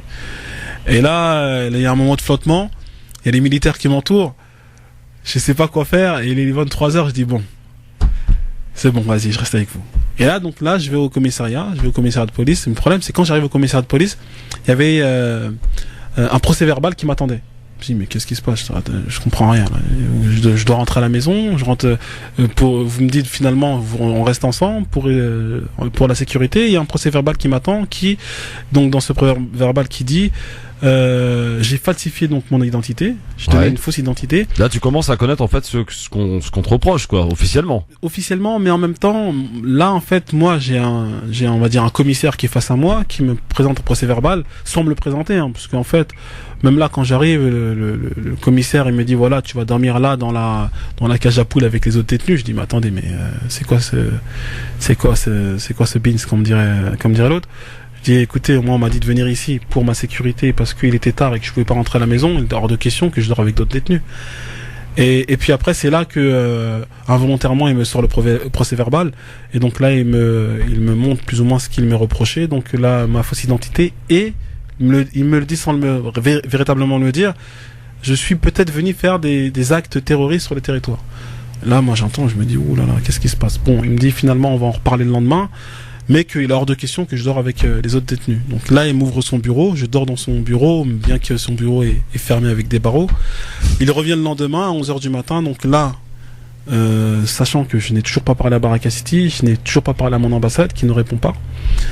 Et donc là, il est face à moi, et là, moi, j'entends terrorisme. Je me dis, mais là, ça, c'est pas possible. Hein. Il faut absolument que je prévienne tout le monde. Donc je préviens, donc là, je sais pas comment, j'arrive à tomber sur un numéro de l'ambassade qui répond. Et là, donc, je fais l'historique. Et là, il se passe beaucoup de choses dans ma tête. Parce que, bon, après, c'est aussi avec du recul, hein, mais la veille, quand je parle avec les services secrets, le soir à 23h, ils me disent, ne t'inquiète pas, ton ambassade est très informée sur ce qui t'arrive, sur ce qui se passe et sur tous ces interrogatoires. Ils sont au courant de tout. Parce que moi, j'avais là, avec les services secrets, j'avais aussi fait la menace de l'ambassade. Ils m'ont dit, non, mais t'inquiète pas, hein. Ils sont au courant de tout et ils sont au courant. Mais en gros, voilà quoi. On travaille en étroite collaboration avec eux. Mais ça fait pas tilt quand il me dit ça, parce que moi, j'ai pas encore eu l'ambassade. Et le lendemain, quand je suis face au commissaire, donc je parle avec le commissaire et en même temps, j'arrive à voir l'ambassade et je leur explique. Ils me font comprendre que ils viennent d'apprendre ma situation. Mais là, moi, j'ai dormi et tout, donc j'arrive pas à faire les rapprochements. Donc là, donc directement, donc j'ai monsieur le consul qui est avec moi, qui est au téléphone. Je passe le téléphone au commissaire. Le commissaire, il a peur, il veut pas parler avec le consul. Il dit, écoutez, moi c'est mon chef, j'exécute les ordres. Parle avec mon chef et puis voilà, Moussa va être libéré. Donc là, le consul je reprends le téléphone. Il me dit, c'est bon, Moussa, t'inquiète pas, tu iras jamais en prison. Et même là, il me dit prison, je fais pas tilt. Je dis, attends, on parle de fausse identité. Et à aucun moment on parle de prison. Qu'est-ce qui se passe? Donc c'est vrai que ça aussi, ça m'a interpellé, donc, mais sans pour autant me faire peur, parce que l'ambassade m'avait directement rassuré en me disant que voilà, t'inquiète pas, tout va très bien se passer, et tu ne vas pas aller en prison. Mais prison, il était rentré dans ma tête. Donc là, donc je parle au commissaire, le commissaire me dit, tu vas repartir en ville, tu vas faire un dernier interrogatoire, et à partir de là, tout va se terminer. Je rentre dans le camion cellulaire, qui n'en est pas vraiment un, mais c'est un camion là où tous les détenus rentrent pour repartir au tribunal. Donc moi je pars dans cette optique donc d'aller à ce tribunal ou au commissariat je ne sais où pour avoir un dernier interrogatoire et que tout allait se terminer. Là je pars rassuré en sachant que j'ai parlé à l'ambassade et que l'ambassade a parlé avec le commissaire et que l'ambassade m'a dit qu'il allait parler avec le chef je ne sais lequel, mais entre guillemets je suis rassuré. Et c'est à ce moment-là que j'appelle Baraka City, que je fais l'historique. Donc voilà, je leur explique ma situation, ce que j'ai fait, ce qui s'est passé, ne pas s'inquiéter, que ne pas de faire de communication jusqu'à ce qu'ils aient de nouvelles de moi, et que quoi qu'il en soit, s'il y avait un contact ou une chose à faire, c'était de prendre contact avec l'ambassade de France au Bangladesh, et j'avais donné le numéro de Bangladesh, de l'ambassade du Bangladesh. Mais que je préviens que j'avais plus beaucoup de batterie sur mon téléphone, que 3 heures après, mon téléphone allait s'éteindre, et qu'effectivement, s'il n'y avait pas de nouvelles de moi, qu'il fallait faire quelque chose, dans le sens qu'il faut contacter l'ambassade, voir qu'est-ce qu'il faut enclencher avec l'ambassade si il n'y a plus de nouvelles de moi, parce que j'avais aucun moyen de les contacter. Ce qui se passe, c'est que moi, donc, j'arrive au tribunal, il n'y a personne qui vient me voir pour m'interroger. Il est tard. Deuxième jour, là. Hein. Deuxième jour, donc ouais. ça fait 48 heures. Et là, je me retrouve avec quelqu'un qui parle pas du tout anglais. Je suis dans la cellule des arrivants, entre guillemets, au tribunal. Et là, il me dit, il est tard, il est nuit, il fait nuit, il y a plus personne. Il me dit, on va aller dans un autre endroit, et c'est là que tu vas rester. Mais il parle pas anglais, je comprends rien, il me fait que des gestes. Et là, donc, on monte dans le véhicule, et là, pour le coup, c'est un vrai camion cellulaire. C'est un vrai camion cellulaire, là où les détenus rentrent. Et là, on se dirige à un endroit, je ne sais pas où. Mais moi, je ne vais pas avec les détenus. Ils me laissent à l'avant pour me faire croire que moi, je suis pas comme les autres et que, comme au début, en fait, me faire croire que tout va bien se passer, que je suis un invité, et que, après ce dernier interrogatoire, ça allait se terminer. Et là, on arrive, en fait, le camion cellulaire se gare directement face à la porte. Donc, on rentre dans une grande salle, je ne sais pas c'est où, je ne sais pas c'est quoi. J'ai quelqu'un en face de moi qui se présente, qui est en civil, qui me dit, si tu veux rentrer à l'intérieur, il faut que tu me passes tous tes effets personnels. Je dis, mais pourquoi? Je dis, moi, je garde toutes mes affaires, et mon appareil photo, mon argent, ma carte bleue, tout ça. Je dis, non, moi, il est hors de question que je passe mes affaires. Et il me dit, si tu veux rentrer à l'intérieur, tu dois passer tes affaires personnelles. Je dis, mais non, donc on discute, on essaye. Il me dit, c'est impossible. Il me dit, de toute façon, quoi qu'il en soit, tu pars demain. Donc, laisse tes affaires. Je dis, ok, après une longue négociation, j'accepte. Et là, je passe mes affaires, je passe tous mes effets, je note ce que j'ai donné, tout ça. Et puis là, il y a quelqu'un, il vient me fait une fouille au corps. Je dis, mais attends, mais pourquoi il fait une fouille au corps avant de rentrer dans l'hôtel? Dans l'hôtel, ou je ne sais trop quoi. Et là, on rentre, et là, je vois, en fait, finalement, c'est la prison. Je vois que c'est la prison. Et donc, j'arrive, je rentre dans la cellule. Là, il y a 300, voire 500 personnes qui dorment comme ça. Et là, j'ai, subhanallah, parce que c'est très marquant mes premiers jours, parce qu'il y a des Rohingyas qui viennent directement. Ils viennent au chevet de la cellule, au porte de la cellule, et ils me parlent en arabe avec le peu d'arabe que j'ai et aussi que eux ils ont, et on commence comme ça à échanger. Donc ils disent qu'ils viennent de Birmanie, qu'ils souffrent, et là moi en même temps je suis pas triste, j'ai ce sourire, et j'ai ce message, on va dire, d'espoir que j'essaie de transmettre en disant, voilà, je suis venu pour vous, je suis venu vous aider, j'ai traversé ça, aujourd'hui je me trouve ici, mais je vais partir demain, mais vous inquiétez pas, je vais prendre vos témoignages, on va parler demain. Et puis et il me revoit un visage triste en me disant que tu sais pas dans quel pétrin tu es. Et je lui dis, mais non, mais t'inquiète pas. Et là il est tard, et donc je rentre dans ma cellule. Donc je dors, et on se lève très tôt, à 4h du matin. Je me rappelle, c'est encore une fois les Rohingyas, parce qu'ils sont pas, c'est pas les plus nombreux en prison, mais ils me viennent me réveiller la nuit comme ça pour faire la prière de nuit. Et donc on se lève jusqu'à la prière du matin. Et donc là, les matins nous appellent, les arrivants, ceux qui sont arrivés la nuit, pour se présenter au chef de la prison. Là, le chef de la prison, il arrive, chacun passe un par un face au chef de prison. Et là arrive mon tour, et face à mon tour, il me dit, voilà, Moussa, il m'appelle par mon nom, et il me dit, voilà, il me dit une date. Et la date, en fait, il me dit 15 January. Je dis, quoi, c'est quoi ça? Il dit, c'est ton jour de jugement. Et donc là, on est le 22 décembre, il me dit le 15 janvier, donc c'est à peu près 25 jours. Et là, je pète les plombs. Là, c'est le début du début. Là, on commence vraiment à, waouh. Ça y est, tu te rends compte véritablement dans quel traquenard tu es tombé là? Bah oui, parce qu'en fait, hier, la veille, on me faisait des sourires, ouais. Tout se passe bien, t'inquiète pas, il y avait l'ambassade, non mais t'inquiète pas, la prison, qui m'avait dit au tout début. Je dis, mais pourquoi il me dit la prison? Puis là, je me retrouve en prison. Je dis, mais qu'est-ce qui se passe? Lui, il me dit, la veille, j'ai un policier qui me dit, tu sors le lendemain, là, je me dis 25 jours. Et puis après, il s'est passé de multitudes de choses, parce que s'en est suivi 3-4 jours où je n'ai aucun contact avec l'ambassade.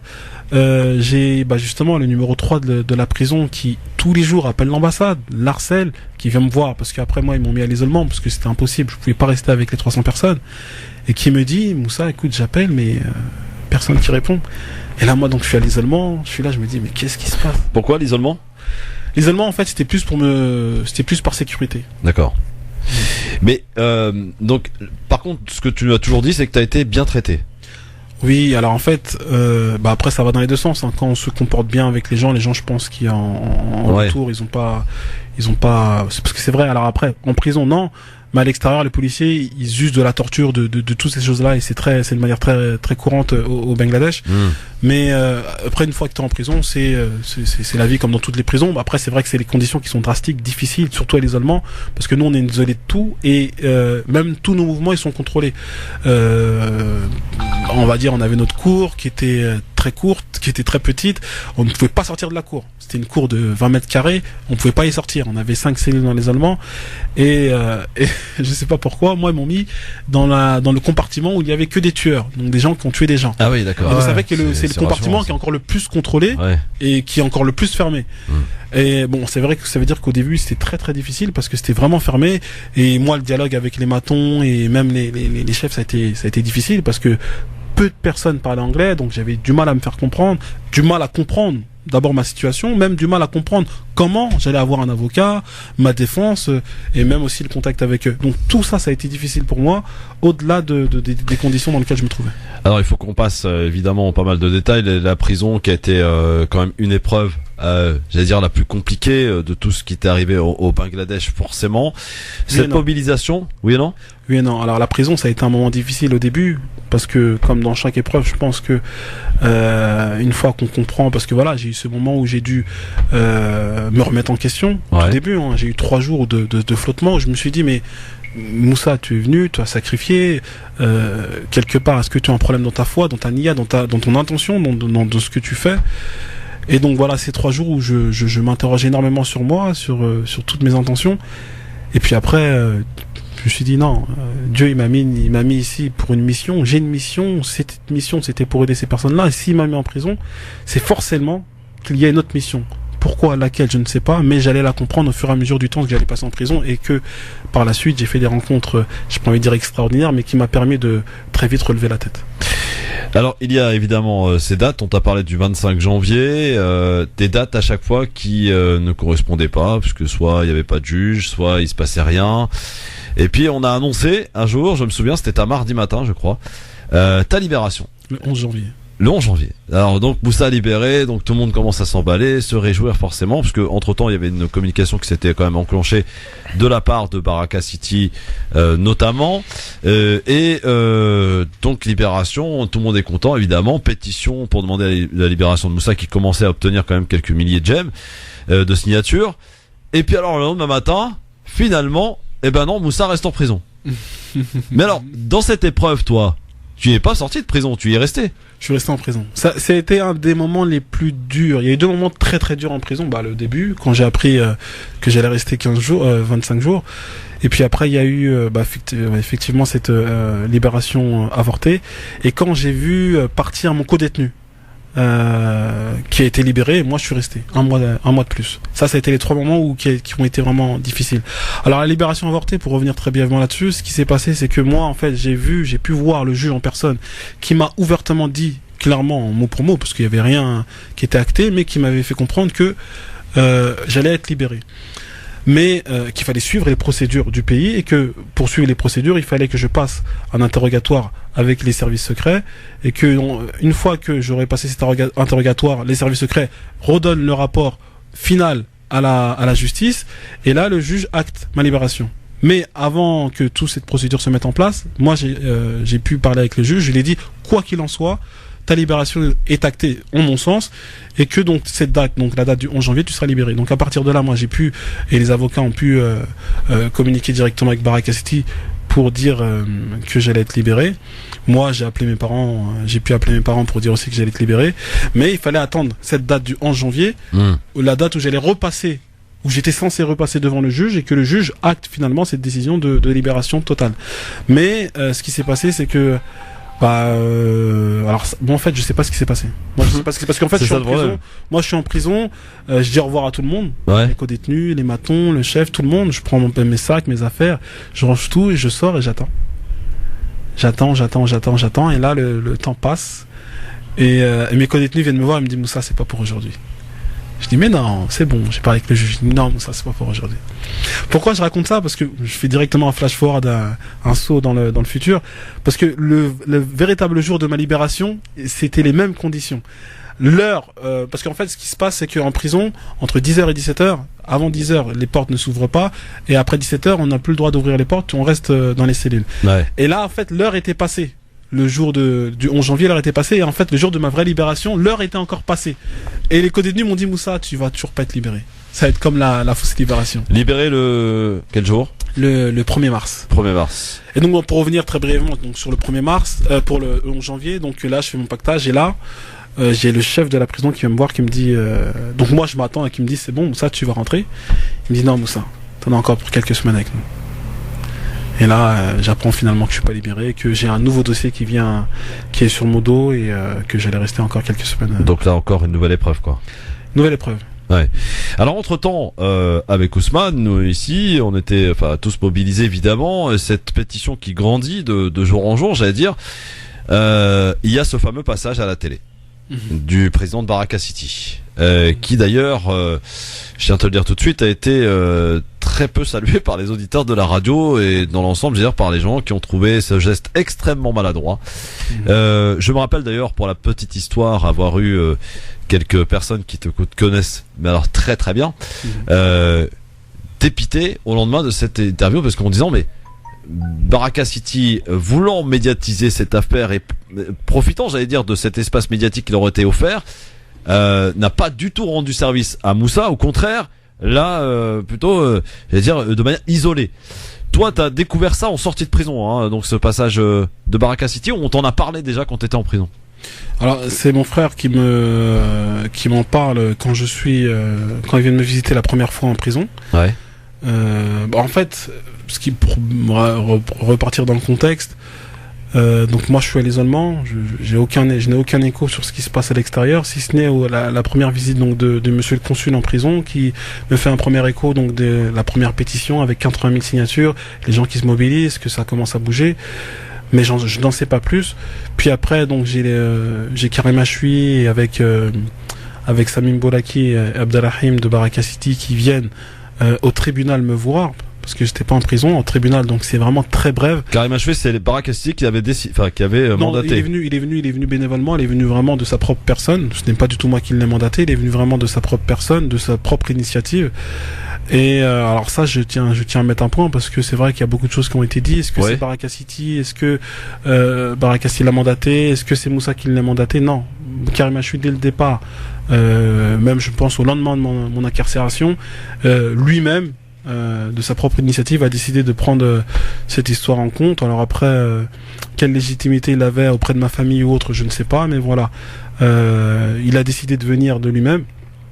Et en fait, ce qui s'est passé avec Baraka City, c'est qu'il avait tellement d'éléments en sa possession, me concernant, et donc c'était pour... Alors Baraka City a trouvé en fait préjudiciable de ne pas composer avec lui. Et donc du coup, avec ça, ils ont composé ensemble et c'est comme ça qu'ils sont venus ensemble au Bangladesh. Alors, donc cette intervention, et c'est là que finalement, pour ne rien te cacher Moussa, ici à la radio, on avait décidé de se rapprocher plus du collectif et de la famille pour, j'allais dire, s'éloigner de cette polémique, hein, parce que c'était une vraie polémique, Ousmane, on t'en souvient de cette intervention télé dramatique. Hein. Oui, effectivement. Et alors, il semblerait quand même, Moussa, que avec un peu de recul aujourd'hui, le Quai d'Orsay, qui a été sollicité à de moindres reprises, à beaucoup de reprises, te concernant, a fait un petit statu quo à un moment en disant bon bah écoutez, tant que finalement vous désolidarisez pas de Baraka City, en parlant du comité de soutien, nous on fera pas grand chose pour Moussa. En clair, Baraka City, tant qu'ils sont dans les parages, on fera rien pour Moussa. Oui, alors il est vrai que ce problème de Baraka City s'est longtemps posé dans la mobilisation de Free Moussa et vraiment ça me désole beaucoup parce que même avant la mobilisation il y avait ce problème Baraka City, si ce n'est avec la mairie de Montreuil ou même d'autres chaînes télé qui n'osaient pas évoquer Baraka City pour des raisons que je ne sais pas, et ça aussi je tiens à le dire parce que aujourd'hui très clairement en grande partie, je suis parti en prison parce que on a stigmatisé Baraka City, parce qu'on a voulu donner, on a plus ou moins mis une étiquette sur Baraka City. Mais j'ai envie de dire à toutes ces personnes qui m'ont défendu, moi j'ai fait partie de Baraka City. J'ai traversé en 3 années où j'ai traversé le monde et pour représenter ces valeurs-là.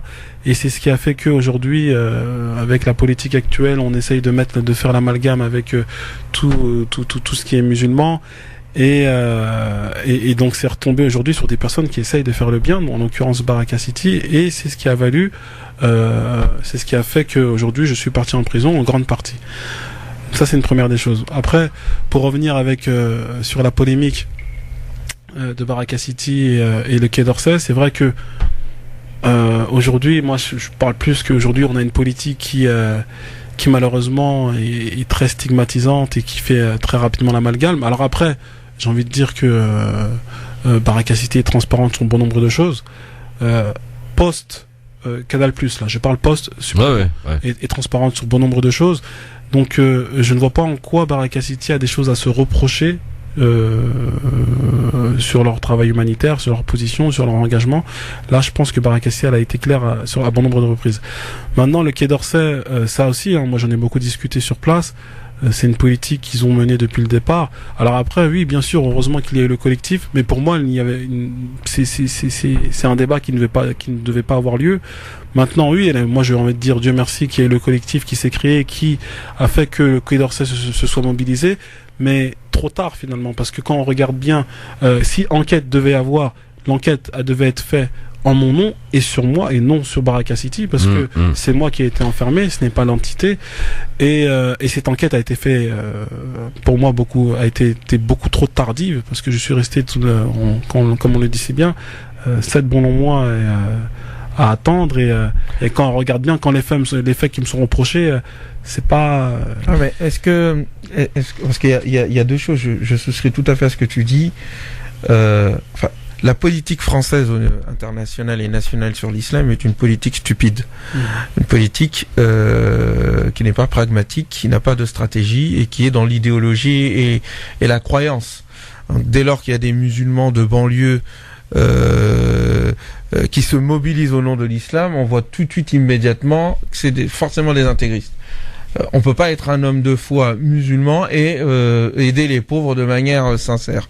Donc ça, cette grille de lecture fallacieuse et politicienne est très présente malheureusement. Ça c'est d'une part.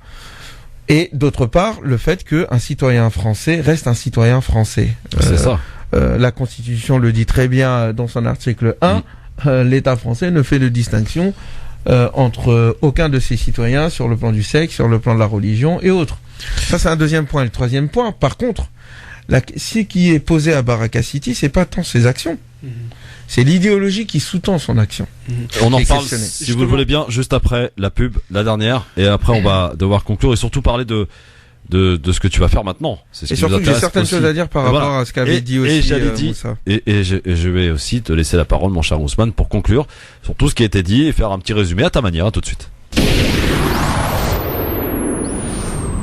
France Maghreb 2, France Maghreb 2. Eh oui, il nous faudrait beaucoup plus que 2 heures évidemment pour parler de ce qui s'est passé avec Moussa. Donc on va devoir passer, j'allais dire, maintenant à l'essentiel. Moussa, on était juste avant la pause en train avec Moussa Ousmane de parler de cette période délicate, de ce passage à la télé finalement qui t'a pas rendu service clairement, qui n'a pas d'ailleurs rendu service du tout à l'association aussi qui t'employait.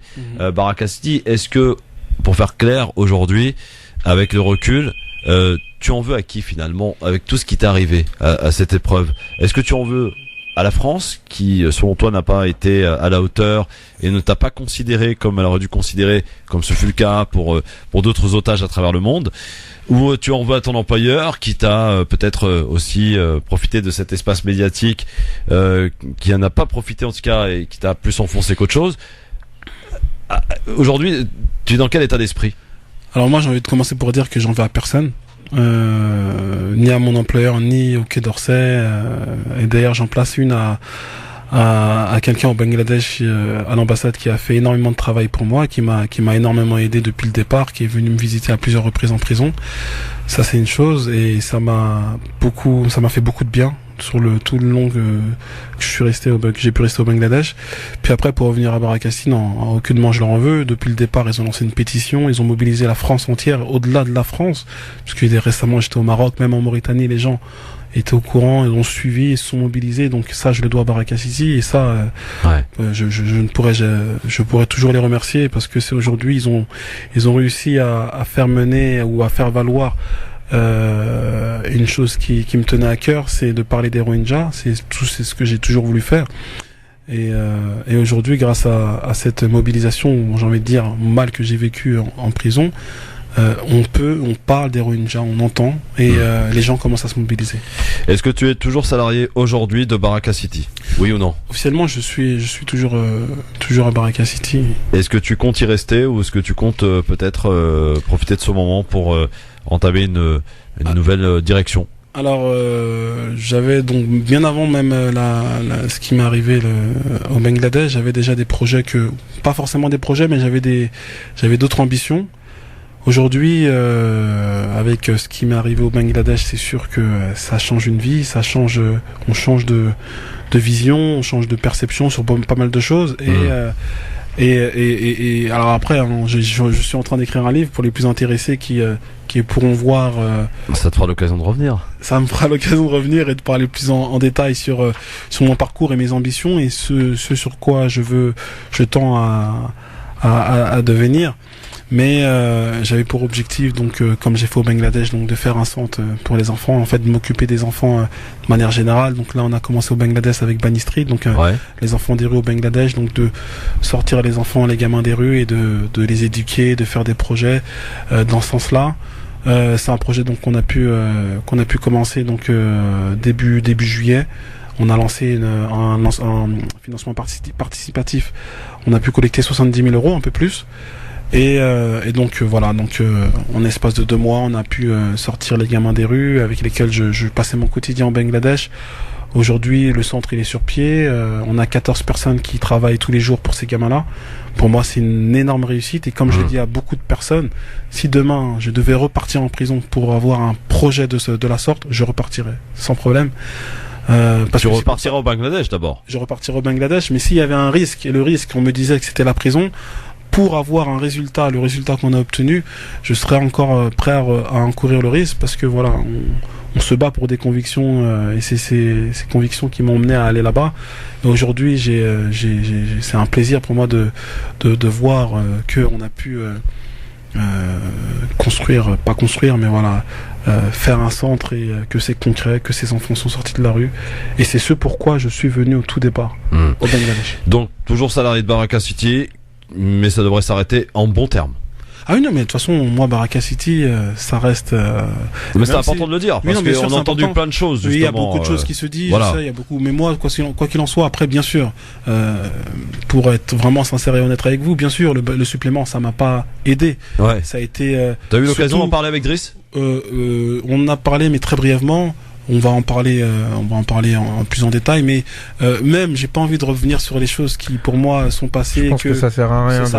Ce qui est fait, bien sûr. Mais bon. Et puis ça a fait du mal à ma famille, ça a fait du mal à beaucoup de personnes, et je pense que il faut savoir pardonner. Même moi en soi, pour revenir vraiment très brièvement là-dessus. C'est une erreur de parcours qui a fait que ça a engendré certaines choses. Maintenant, je pense que tout le monde je pense aussi pour Idriss, elle a su tirer les conséquences de ce qui s'est passé. Je pense que voilà, il faut pas revenir là-dessus. Très bien.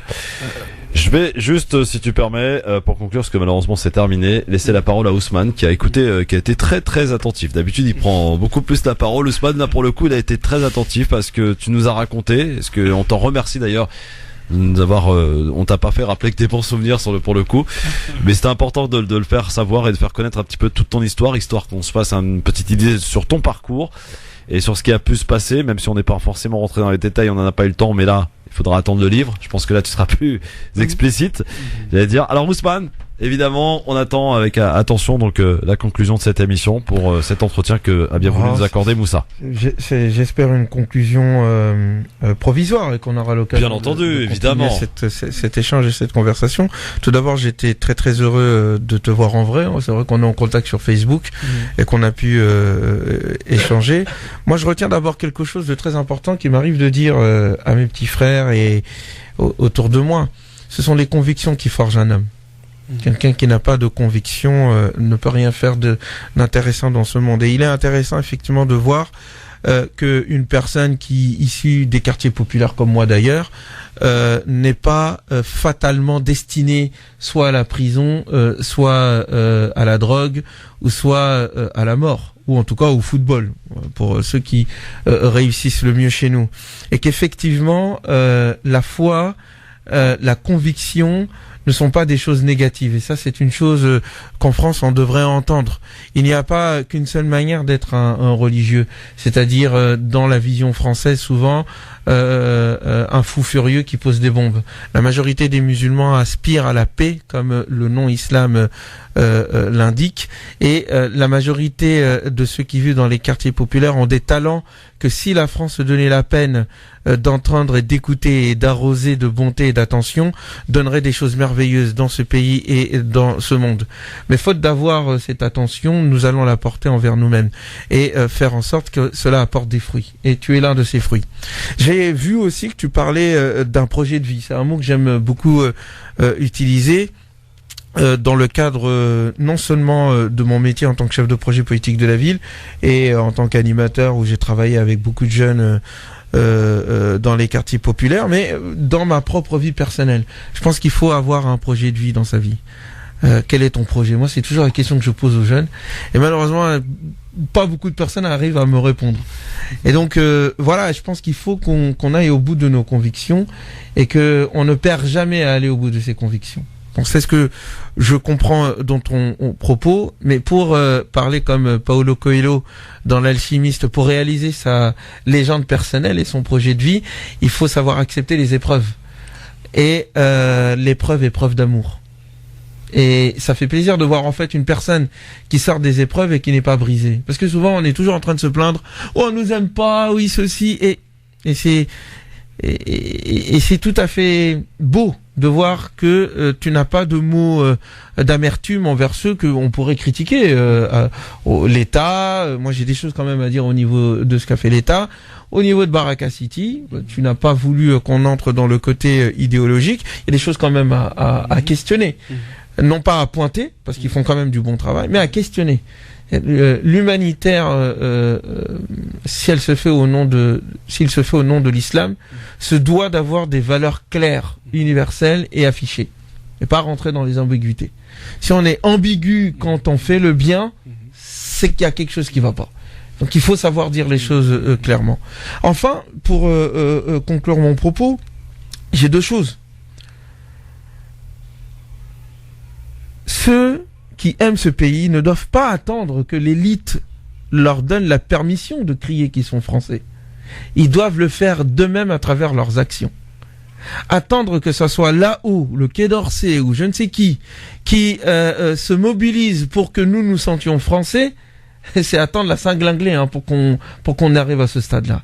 Donc c'est à nous de nous mobiliser. La mobilisation qui a eu lieu autour de ta personne montre à quel point la France n'est pas son élite et qu'il ne faut pas confondre une partie de l'intelligentsia française, une partie de l'élite française avec une autre partie de la population française et une autre partie de l'élite française qui est fidèle à ses valeurs. Tu l'as très bien dit, il y a des personnes haut placées au sein de l'ambassade qui t'ont aidé. Comme il y a d'autres personnes au sein du Quai d'Orsay qui ont bloqué les choses. Cela dit la croisée des chemins dans laquelle se trouve notre pays. Une partie de l'élite est pour la continuité des valeurs françaises universelles. Elle est minoritaire aujourd'hui. C'est à nous, gens des quartiers populaires, c'est à nous, musulmans, c'est à nous, personnes qui aiment ce pays, de leur donner les moyens de vaincre idéologiquement cette autre partie pétainiste qui, au fond, n'a de vision au niveau diplomatique que la lutte contre le terrorisme qui n'a aucun sens. Si ce n'est le fait d'aller frapper des personnes qui sont pour les valeurs universelles de ce pays au nom du fait de lutter contre d'autres personnes qui luttent contre nous. Parce que quand les gens posent des bombes dans ce pays, ils nous visent tous autant que nous sommes. Donc voilà, et là la question que j'ai envie de te dire, cher ami, il faut pas oublier la misère qui existe aussi en France. Si tu pouvais mettre en place quelque chose dans ce sens-là, je serais aussi de ton soutien. Bien sûr, avant de partir, comme j'ai expliqué, avant de rentrer à Baraka City, j'ai quand même passé les maraudes, oui. Les maraudes pendant 3 à 4 ans, et on a fait avec Au cœur de la précarité, il y a plus de 300 bénévoles qui tournent avec. C'est pour ça que je me suis permis de partir aussi en même temps. Hein. Superbe. Je suis pas parti en laissant l'association un peu orpheline. C'est qu'il y avait derrière une association qui aujourd'hui qui tourne très bien et qu'aujourd'hui il y a un projet. Bon, j'ai pas trop envie de parler pour eux, mais ils ont un projet hivernal qui arrive et leur projet c'est de rassembler toutes les associations qui travaillent dans le social, principalement dans les maraudes sociales pour le coup pour l'hiver. Et ils vont mettre à disposition leur local pour que les autres associations puissent récupérer les plats pour les distribuer au sans-abri la nuit. Bah c'est très bien et c'est dans ce sens-là qu'il faut qu'on et aille. Même avec Baraka City, j'ai travaillé en partenariat avec Au-Cœur de la précarité, donc toujours travaillé en France. Non, moi-même là, quand je parle de projet, la France, il fait. Bon, on aura le temps d'en rediscuter, hein, mais voilà, parmi mon projet de vie, c'est, tout à l'heure, j'ai parlé très brièvement donc, des jeunes de quartier que j'ai délaissés et qu'aujourd'hui je revois. Oui, tu en as parlé tout à l'heure, oui. Pour moi, c'est primordial de revenir vers ces personnes-là parce que ils font partie de moi, ils font partie de ma vie et de voir ce qu'ils sont devenus, de voir ce que je suis. Pour moi, j'ai rien de plus que. Pour moi, on a le même parcours, on a. C'est sûr qu'il y a eu des choix. Il y a eu des choix qui ont dû se faire et que on n'a pas eu les mêmes choix et que voilà nos chemins se sont un peu ou moins perdus. Mais aujourd'hui, j'ai envie de revenir vers eux et aussi de penser à eux, pourquoi pas dans le social. Merci en tout cas Moussa de nous avoir réservé ces quelques minutes. Merci pour ta persévérance et ta patience. À très bientôt. Que Dieu te récompense. Ah, oui. Et évidemment, on va continuer de te suivre. T'as une page Facebook, hein, je crois. Oui, alors ma page Facebook c'est Moussa Ibn Yacoub. Moussa comme ça se prononce. Ibn IBN Yacoub YACOUB. Très bien. Eh bien, on te suivra sur Facebook et puis tu reviens quand tu veux ici, Moussa. Dès que tu le souhaites, voilà, tu viens. Merci. Nous parler des Rohingyas, nous parler de ce que t'as envie et nous faire. Et de mon prochain livre. Alors. Et de ton prochain livre. Il faudrait aussi remercier Christophe. Oui. Ah oui, bah oui. Parce que il s'est beaucoup énormément mobilisé. Donc vraiment bravo à toi. Merci pour ta persévérance et ta patience. Et puis ceux qui pensent que aller à l'extérieur pour aider les Syriens ou la cause de l'islam. La cause de l'islam, c'est la cause de l'humanité et elle peut se faire dans un studio, comme au Bangladesh, comme dans les quartiers populaires. À chacun sa manière de le faire. À chacun sa manière. Exact. Merci Ousmane, merci à tous parce que c'est toute l'équipe de la radio qui s'est mobilisée. C'est pas une histoire de personne, c'est une histoire d'équipe qui s'est créée pour venir à ton aide, enfin demander et surtout exiger ta libération. On a été de ceux à demander par exemple aux auditeurs d'alerter leurs élus locaux pour qu'ils exigent justement par exemple comme ce qu'on fait de tradition, c'est-à-dire d'afficher une photo d'un otage. Voilà, ça a été le cas qu'à Montreuil, malheureusement on n'a pas réussi. Aussi de faire pression auprès du ministère des Affaires étrangères, on demandait d'envoyer des courriers, de poster des commentaires et d'exiger surtout et d'inciter bien sûr à aller soutenir cette pétition et d'aller surtout la signer. Christophe, oui. Il y a quelque chose de super important aussi qu'il faut adresser aussi aux musulmans. Ouais. Arrêtons de nous mobiliser pour ceux, et je parle surtout aux Maghrébins, majoritaires dans ce pays, que pour la Palestine ou que pour ceux qui nous ressemblent. Il y a beaucoup de gens qui souffrent dans ce monde. L'universalité de l'islam gagnerait à ce que nous nous mobilisions avec les autres concitoyens